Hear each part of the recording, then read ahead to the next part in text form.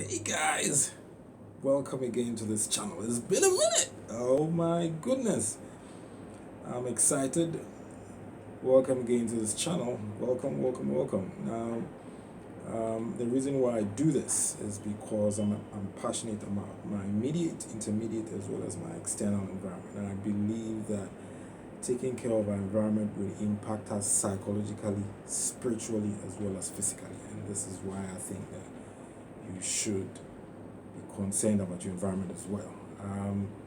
So thank you for your audience. Thank you for listening to me the whole of last year. This maiden video for this year is going to talk about the psychology of color and interior design as well as finishing. Now, before I do that, before I talk about color, I just wanted to show you a little bit about the latest international trends as far as color is concerned. You know what I'm saying? First of all, I'd like to show you these greens. Now we're talking about Agent Teal by Benjamin Moore. He's the designer, and these are the latest trends with regards to greens internationally. So this is one. These are used for furniture, wall, doors, kitchen facilities. So these are the latest trends as far as in the international community on color is concerned. So this is one.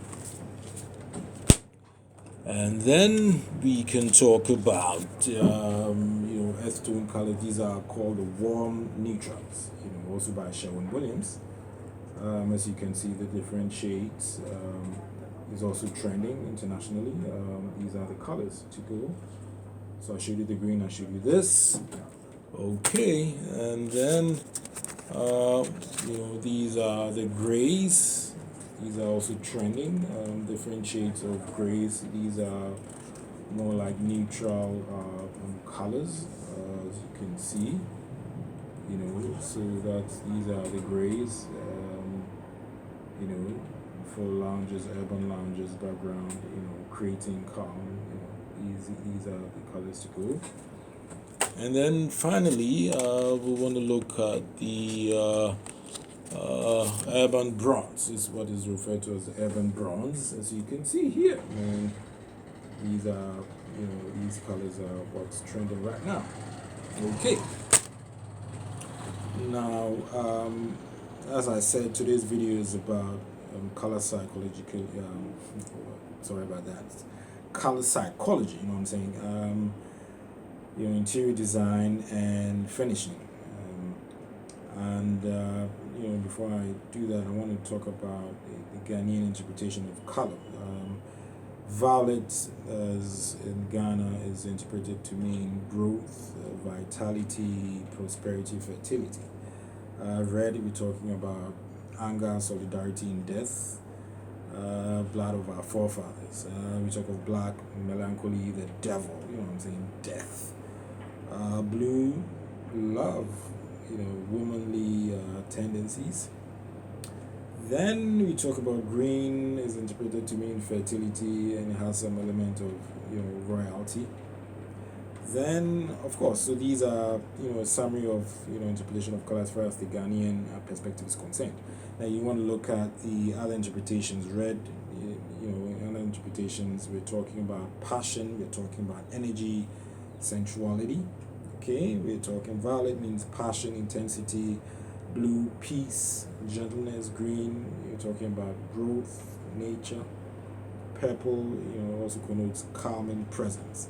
I take this opportunity to talk about the purple in the background. This is a working environment, this is an office.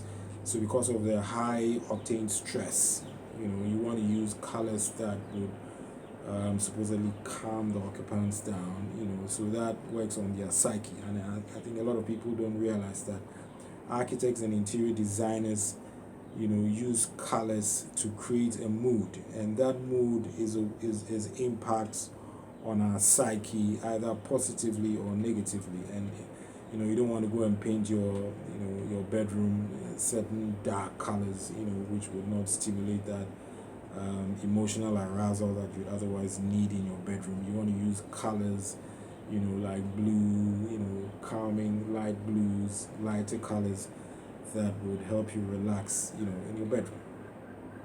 So we have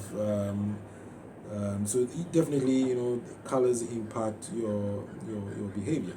You have warm colors, which we're talking about: red, yellow, orange, evoke that arousal I talked about. And then you have cool colors, the blue, green, purple, evoke calmness, and then evokes a feeling of being, laid back. For example, there's been it's an experiment. A student, we're going to write an exam, and we put in two separate reading rooms. One, the waiting room was painted red, and the other waiting room was painted, a calming color like blue, light purple. And after the exam, it was realized that those people who waited in the blue room performed better than the people who were waiting in the red room. It just goes to tell you that definitely color has a critical role to play as far as the behaviors of human behavior is concerned. So I think it's very important. I mean, people don't realize that color has an effect on the way we think, the way we react, our moods. Sometimes we are not happy for no reason. And Ghanaians, for example, I noticed that we're very conservative in our choice of color. We want, everywhere you go, you see this earth tone, cream, color. And some houses have just cream, for the entire building. But it's also healthy for us to diversify our color choices.